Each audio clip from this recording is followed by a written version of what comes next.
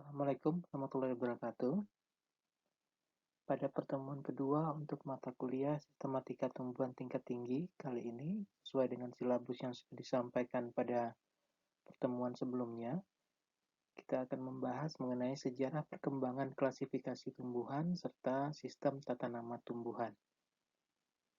Sebelum memulai perkuliahan, minta kalian untuk mempersiapkan alat tulis dan buku-buku catatan karena dalam penyampaian materi ini nanti akan saya memberikan beberapa pertanyaan yang harus kalian jawab sebagai tugas untuk minggu kedua ini.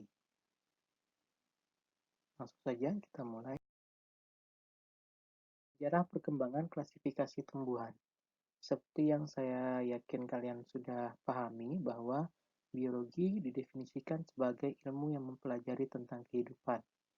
Kita tahu bahwa dalam kehidupan selalu terjadi interaksi antara dua komponen utama, yaitu komponen biotik dan komponen abiotik. Komponen biotik sendiri terdiri dari miliaran jenis makhluk hidup. Nah, untuk mempermudah dalam mengenali dan mempelajari semua makhluk hidup tersebut, maka diperlukan suatu cara yang kita kenal dengan istilah klasifikasi. Klasifikasi di sini bertujuan untuk mempermudah kita mengenal objek yang beraneka ragam tersebut dengan cara mengelompokkannya berdasarkan persamaan atau perbedaan ciri serta sifat pada objek tersebut. Klasifikasi ini berguna untuk menunjukkan hubungan kekerabatan di antara makhluk hidup. Selain itu, klasifikasi juga memudahkan dalam memberi nama ilmiah kepada individu atau populasi individu. Sistem klasifikasi yang digunakan tentu saja berubah sesuai kemampuan manusia dalam melakukan pengamatan.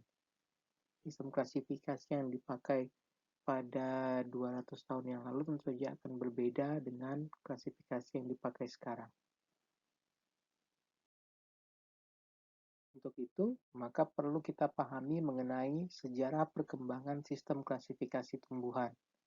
Secara garis besar, sistem klasifikasi dimulai dengan periode tertua pada zaman prasejarah sampai abad keempat sebelum Masehi. Nah, sejak awal kehidupan manusia, kita selalu bergantung kepada bahan-bahan yang berasal dari tumbuhan, sehingga sejak dahulu manusia telah mampu mengenali dan memilah tumbuhan mana yang berguna dan tumbuhan mana yang tidak berguna. Jadi, manusia sudah melakukan proses klasifikasi, walaupun klasifikasi tersebut hanya berkaitan dengan hal-hal yang penting bagi mereka. Manusia telah mampu memberikan nama pada tumbuhan tertentu agar mudah dikomunikasikan. Nah, pengelompokan tumbuhan pada periode ini dilakukan berdasarkan manfaatnya. Misalnya, tumbuhan penghasil pangan, tumbuhan yang digunakan untuk bahan sandang, papan, serta bahan obat-obatan. Setelah periode tertua, masuk ke periode sistem habitus. Periode ini berkembang pada abad keempat sebelum Masehi sampai ke abad 17 Masehi. Periode sistem habitus dipelopori oleh seorang herbalis dan ahli botani Yunani, Theophrastes, pada tahun 370 sampai 285 sebelum Masehi. Klasifikasi sistem habitus didasarkan pada perawakan atau habitus tumbuhan.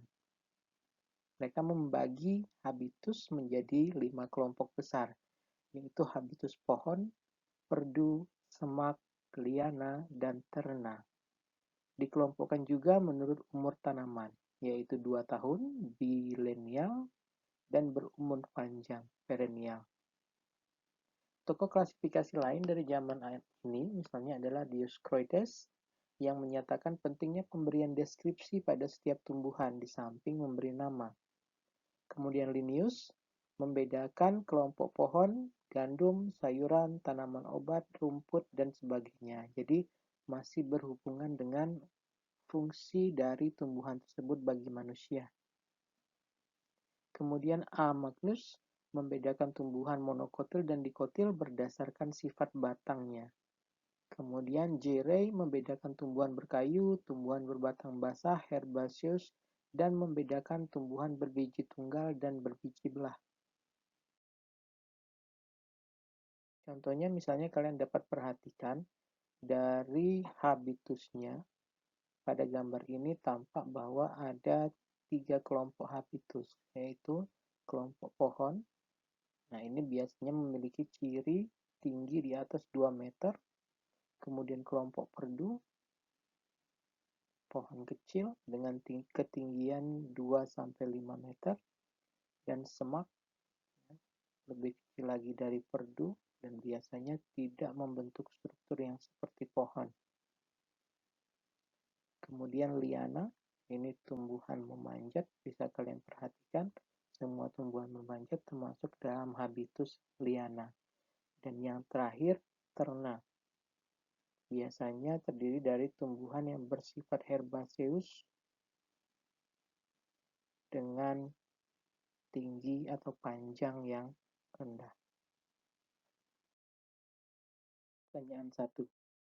Ya, tolong diperhatikan. Jadi tadi sudah disampaikan bahwa pada periode habitus, tumbuhan dikelompokkan berdasarkan perawakannya atau kenampakannya.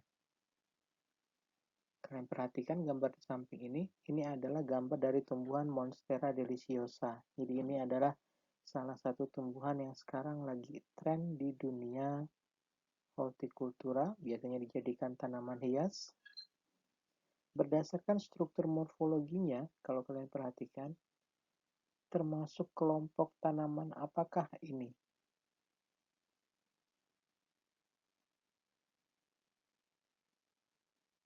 Silakan dicoba untuk dijawab.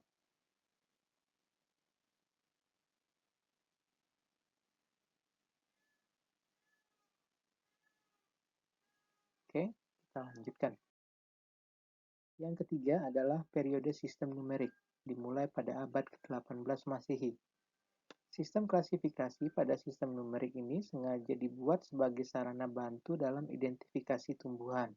Pada periode ini, pengklasifikasian tumbuhan didasarkan pada hubungan kekerabatan antara tumbuhan, bukan lagi kemiripan morfologisnya. Klasifikasi didasarkan pada jumlah dari suatu organ atau bagian tumbuhan. Tokoh pencetusnya adalah Carolus Linnaeus. Linnaeus menciptakan klasifikasi tumbuhan berdasarkan sistem seksual, yaitu berdasarkan kesamaan jumlah alat-alat kelamin. Antara lain misalnya, jumlah benang sari, dia mengelompokkan tumbuhan berdasarkan jumlah benang sarinya. Seperti Monandria, punya benang sari tunggal, Diandria berbenang sari 2, Triandria berbenang sari 3, dan seterusnya. Karena Linnaeus memfokuskan sistem klasifikasinya berdasarkan jumlah, itulah sebabnya kenapa dinamakan sistem klasifikasi numerik.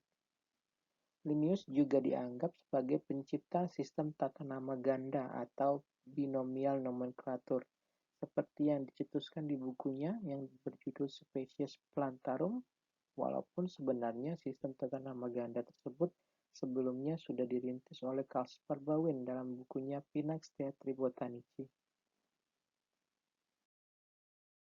Ini contoh klasifikasi numerik yang dicetuskan oleh Linnaeus. Jadi dia membagi tumbuhan berdasarkan jumlah benang sarinya. Ini misalnya Monandria memiliki benang sari 1, kemudian Diandria 2 benang sari, Triandria 3 benang sari, dan seterusnya.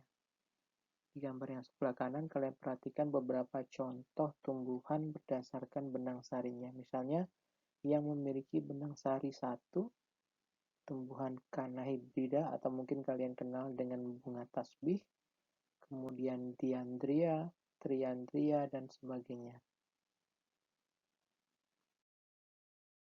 Pertanyaan kedua, kalau diperhatikan. Perhatikan gambar bunga Ixora paludosa di samping ini, atau dikenal juga dengan istilah soka. Nah, berdasarkan sistem klasifikasi yang dicetuskan Linnaeus, yaitu sistem klasifikasi numerik, jumlah stamen benang sari, itu yang menjadi faktor penentunya, termasuk bunga apakah Ixora paludosa. Nah, kalau dari gambar ini tidak begitu kelihatan jumlah benang sarinya, kalian bisa lakukan eksplorasi di lapangan. Silahkan diamati secara langsung, dibuka bunganya, dihitung berapa sih jumlah benang sari dari Ixora paludosa.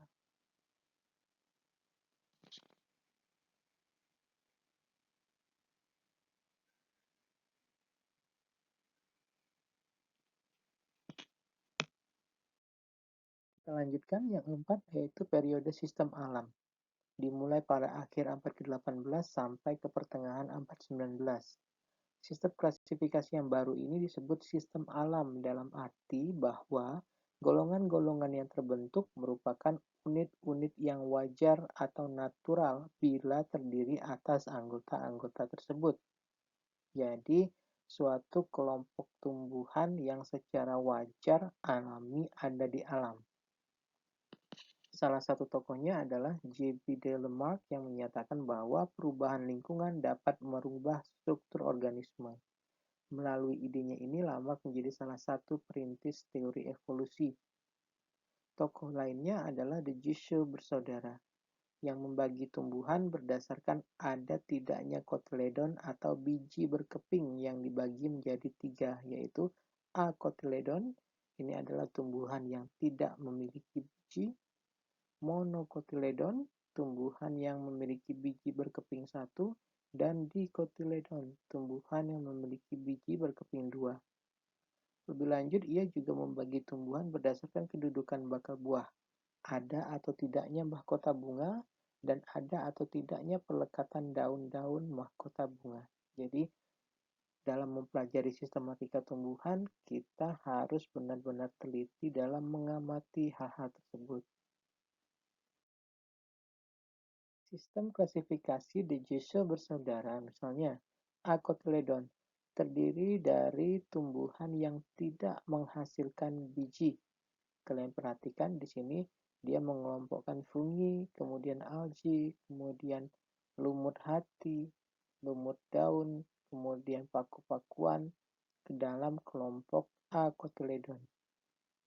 Kelompok monocotyledon terdiri atas 3 kelas dengan 16 suku. Ini tumbuhan yang memiliki biji berkeping satu.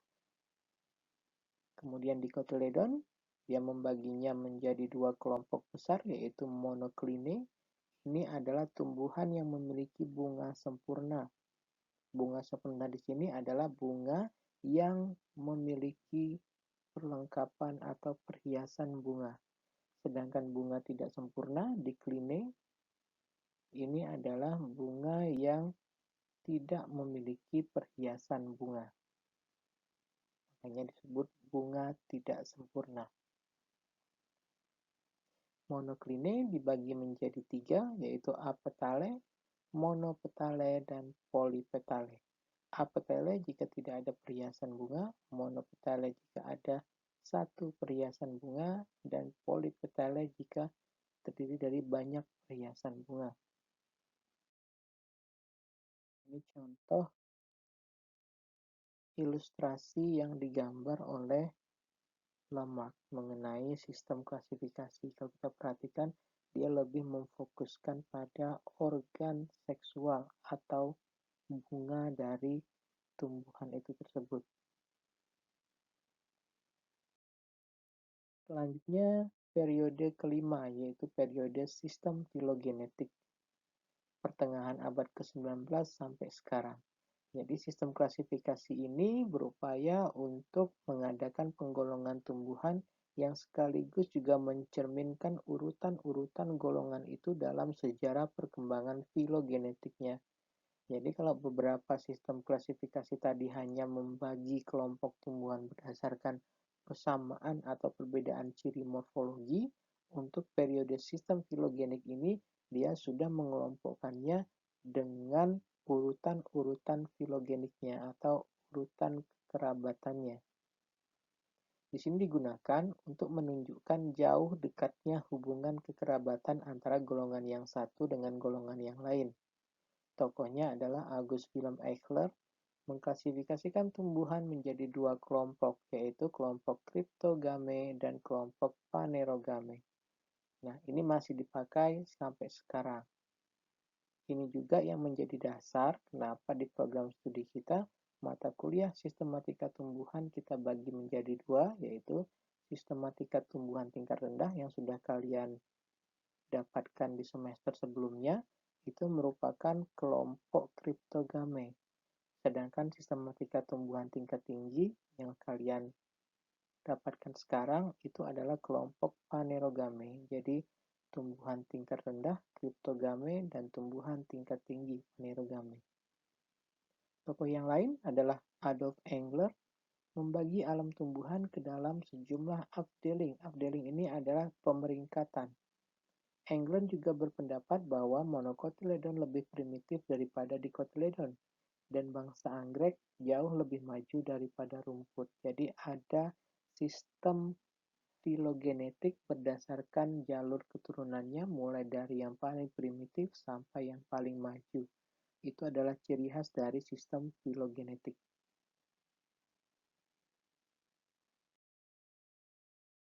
Yang keenam, periode sistem klasifikasi kontemporer, abad 20 sampai sekarang. Kemajuan teknologi memunculkan suatu cara klasifikasi baru dengan menggunakan analisis data kuantitatif dari hasil pengamatan terhadap tumbuhan. Jadi sedikit berbeda dengan sistem filogenetik, sistem klasifikasi kontemporer tidak memfokuskan klasifikasi pada jalur evolusi dari kelompok tumbuhan. Dia hanya menggunakan analisis data dari karakter-karakter yang diamati.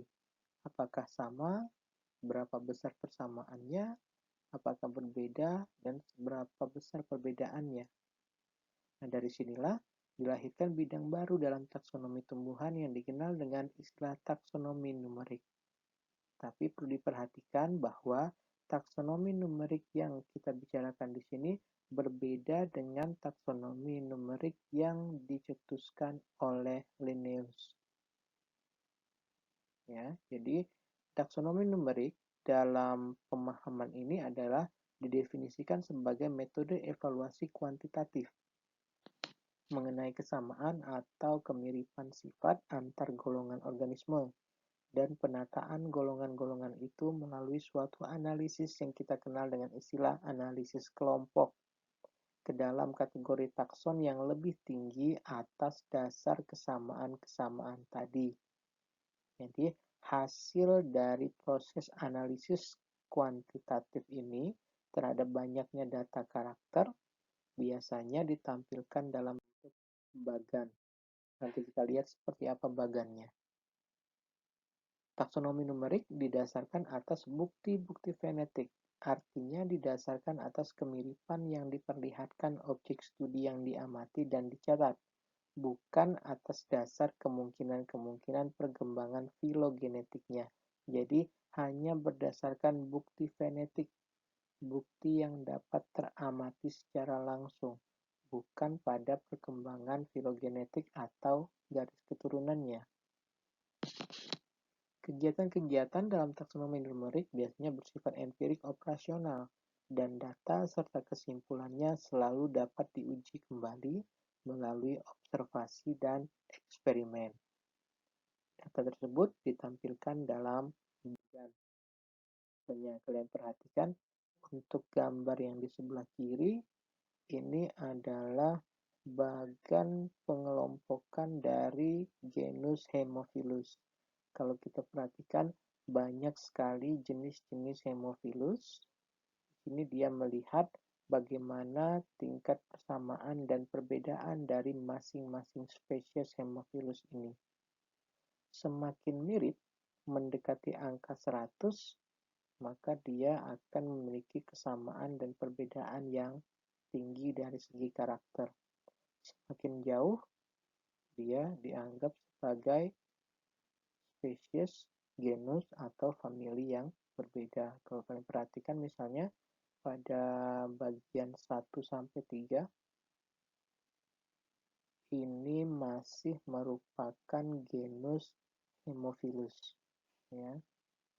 Sedangkan pada yang keempat ini tidak lagi dianggap sebagai genus Haemophilus. Jadi sudah masuk ke Actinobacillus. Kemudian dia masuk ke Pasteurilia. ya, sudah berada pada genus yang berbeda walaupun masih dalam satu famili yang sama. Kemudian gambar yang di sebelah kanan menunjukkan 7 macam spesies yang berbeda dan dilihat kedekatannya dari kesamaannya. Contohnya misalnya spesies A dan B jauh lebih mirip dengan spesies D dan E daripada spesies G. Kalau kalian perhatikan, biasanya kita tarik garis seperti ini. Nah, pada garis yang berpotongan di situ dianggap sebagai tingkat kemiripannya.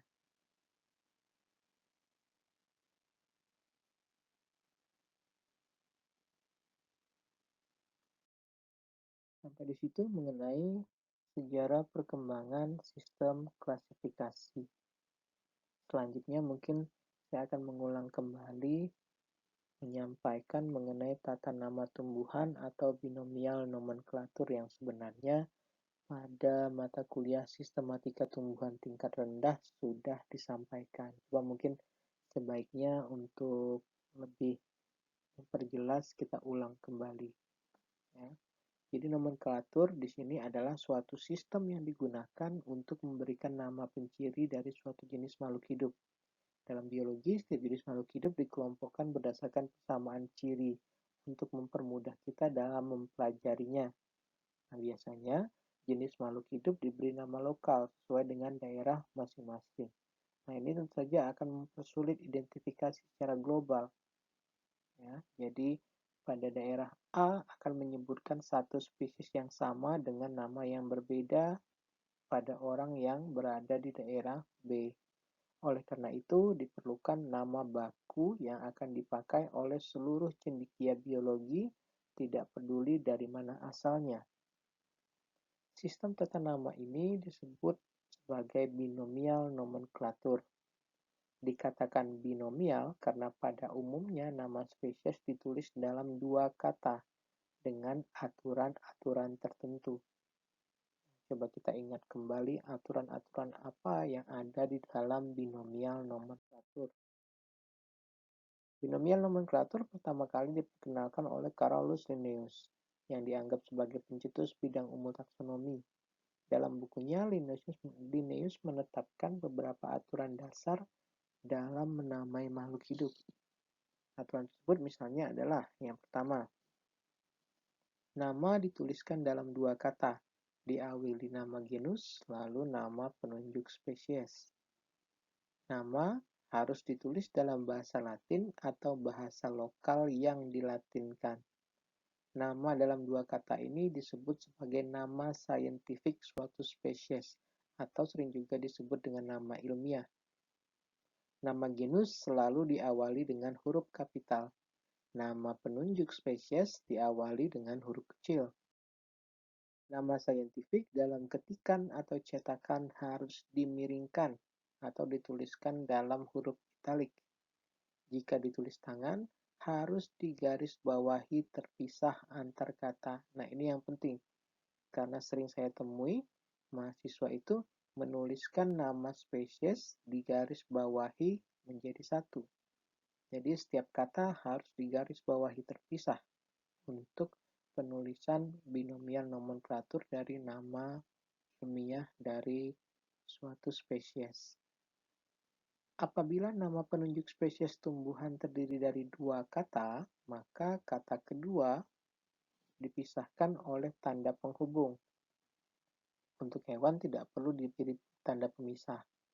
Jika kata ketiga pada spesies tumbuhan adalah penunjuk varietas, maka tidak perlu diberi tanda penghubung. Nah, contohnya misalnya, tumbuhan dengan nama ilmiah Hibiscus rosa sinensis, atau kita kenal dengan nama lokalnya kembang sepatu. Ya, penulisan Hibiscus rosa sinensis seperti ini adalah penulisan yang salah. Karena nama tumbuhan harus diberi tanda penghubung jika penunjuk spesiesnya memiliki dua kata. Ya, jadi Hibiscus itu adalah genusnya, kemudian penunjuk spesiesnya adalah Rosa sinensis. Jadi yang benar adalah Hibiscus Kemudian Rosa sinensis diberi tanda penghubung, karena sinensis itu bukan nama varietas. Berbeda halnya dengan misalnya Hibiscus sabdarifa varalba. Jadi, hibiscus itu adalah nama genusnya, nama penunjuk spesiesnya adalah sabdarifa. Sedangkan kata varalba di sini menunjukkan varietas. Ya, jadi ini adalah Hibiscus sabdarifa varalba. Rosella variansi berwarna putih. Jadi bahasa Latin dari alba itu artinya putih. Nah, untuk tata nama pada hewan tidak perlu menggunakan tanda penghubung pada kata ketiga. Untuk hewan itu sedikit berbeda sistem tata namanya. Nah, ini yang perlu kalian perhatikan. Jadi, di semester ini juga ada sistematika vertebrata. Mungkin di situ juga nanti disampaikan mengenai tata nama. Jadi, ada sedikit perbedaan di sini. Selanjutnya, aturan ke-8. Apabila nama penunjuk spesies diberikan untuk mengenang nama penemu atau nama orang tertentu, maka diberi tambahan huruf I di belakang nama penunjuk spesiesnya. Misalnya, spesies Pinus mercusi. Pinus mercusi itu adalah pohon pinus ya. Mercusi ini diambil dari nama seorang jenderal Belanda yang namanya Peter Mercus. Nah, untuk memberikan nama seperti ini, pada kata kedua harus ditambah huruf I di belakang nama penunjuk spesiesnya, sehingga menjadi Pinus mercusi. Selanjutnya, nama genus sampai kingdom selalu dimulai dengan huruf kapital. Nama famili tumbuhan selalu berakhiran ACE. Contohnya misalnya Solanaceae, ini adalah keluarga terong-terongan. Kemudian nama ordo selalu diberi akhiran ales. Contohnya Zingiberales, ini adalah keluarga jahe. Nama kelas selalu diberi akhiran sida.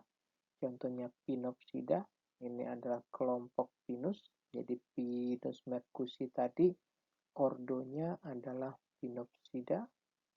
Kemudian nama divisio diberi akhiran vita. Contohnya Markanthiophyta. Ini adalah divisio dari lumut hati.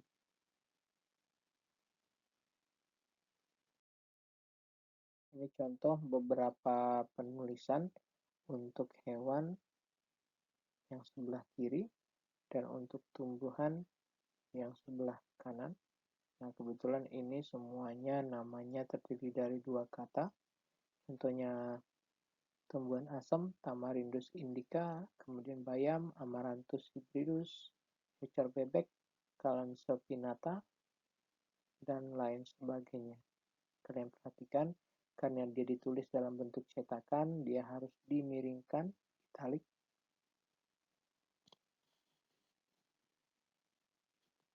Selanjutnya, pertanyaan penulisan tata nama atau klasifikasi lengkap dari suatu tumbuhan. Mulai dari kingdom sampai ke spesies. Ini contohnya adalah tumbuhan enceng gondok atau Eichhornia crassipes. Mulai dari kingdom plantae, kemudian divisio. Disampaikan tadi bahwa untuk divisio selalu diberi akhiran vita, kemudian untuk kelas selalu diberi akhiran sida, Liliopsida, kemudian ordo itu selalu diberi akhiran ales, famili selalu diberi akhiran CE, kemudian genus Eichhornia dan spesies Eichhornia crassipes, nama genusnya dan nama penunjuk spesiesnya dua-duanya dalam huruf italik. Ya, jadi sistem tata nama tumbuhan ini lebih mudah untuk dikenali daripada sistem tata nama hewan, karena setiap tingkat taxon punya ciri khas penamaannya. Vita, sida, ales, CE, dan sebagainya.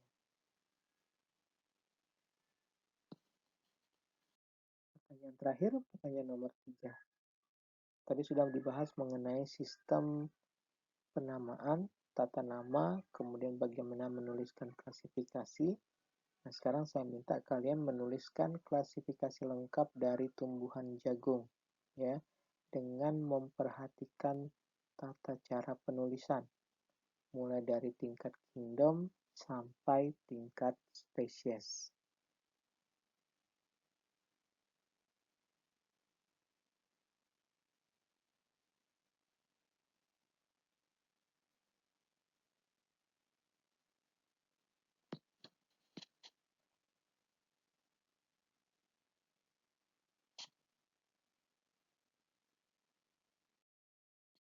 Sekian materi untuk minggu kedua ini saya sampaikan. Presensi kehadiran dan jawaban dari 3 pertanyaan tadi dapat kalian isi melalui Google Form dengan alamat http://bit.ly/stt2 untuk pertemuan kedua.